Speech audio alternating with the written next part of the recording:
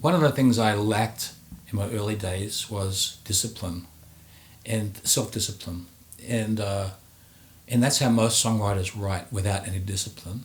And we write out of emotion. Oh, I fell in love today, so I write another song. Or had a bad day, so the bad day is, or the bad day is, or something like that. We get a bad day, so we write sad songs. Or if we're feeling good, we write a happy song. Whatever it is, but it's on emotions and feelings, and I don't do that anymore, and not for a long time. But self-discipline was something that I had to develop my own, because obviously it's called self-discipline. It's not called discipline. Now, I got disciplined a lot at school, as I say many times over. I had to get a cane. I don't have one anymore. Didn't caning my kids or my friends. But I used to get caned a lot, get caned on the hand. And I got days when I was playing in a band. I was 16 and I had rehearsal that night, and I had to get 6 whack on each hand for being rude. I would have said something stupid and got sent out of the false and get out of the class. And so I said, can I have 12 on this hand? Because I figured I could maybe hold a pick, but I couldn't, And it was pretty brutal. They hurt a lot. And when I got to rehearsal, I could just hold my plectrum, but that happened a lot. So, that discipline was because I was naughty, and you get sent out naughty. Or you might go to the military and you might learn discipline, and a lot of things that can help you. But self-discipline is when you work towards something and you push through. You push through. So, some of the things, if you go into my courses on the Songwriter Workshop, I give you work to do. Okay, each singular lesson is about an hour, and the whole program, if you do the writing to a target audience, is about 12 hours, plus at least that much more in homework. But homework is up to you, because do you want to grow? Do you want to get better? And some things you go, I'm already good at that. Okay, great, that's up to you. You make those decisions, But when I was a young guy, I wanted to be a jazz guitar player. And that changed over time. I played jazz pretty well, but it was not my main passion. But I used to have to practice.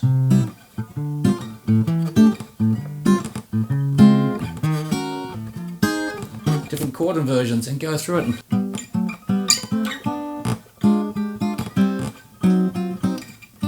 Change key, whatever, go on and on and on.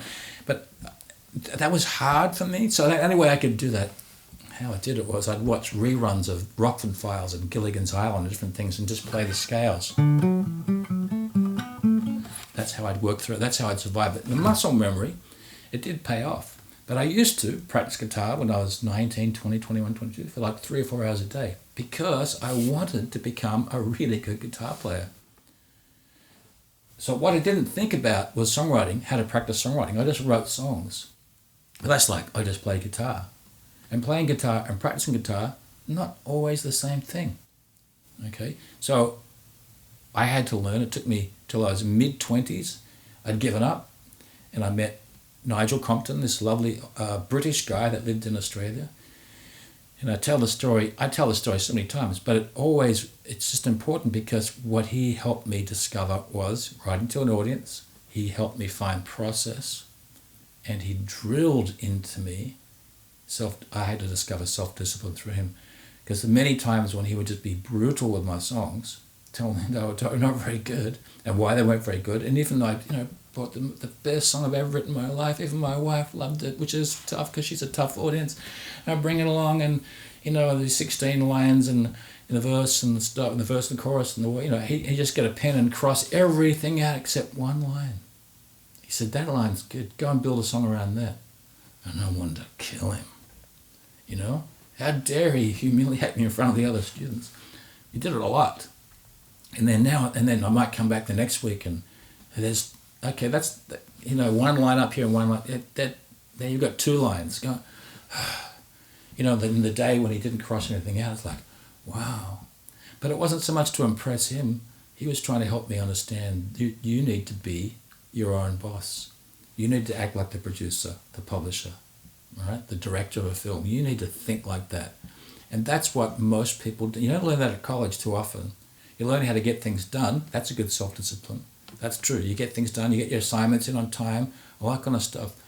But what you don't learn enough of is, and you can't, because you have to play an audience. You have to learn taking your song to an audience and then seeing it, why it doesn't work. Why didn't that song work? And then be willing to change it. I just learned to do that pretty early on after I met Nigel. Before that, I never changed it. The audience, they're ignorant. I heard some people say that. Oh, the audience, they don't know what they're doing. Yeah, right. It's like the customer's always wrong. Let me think about that, So I learned self-discipline, loving an audience, trial and error, go back and forwards. Why didn't that work? Could I change it? Am I willing to change it? Is that the wrong audience? Can be sometimes. Okay. I've had audiences where they just wanted just AC/DC rock and roll, and I was bringing songs like Marvin Gaye, George Benson. It wasn't going to work. Okay, wrong audience. So that's not always the case, but knowing those things and being willing to change. Come to the Songwriter Workshop,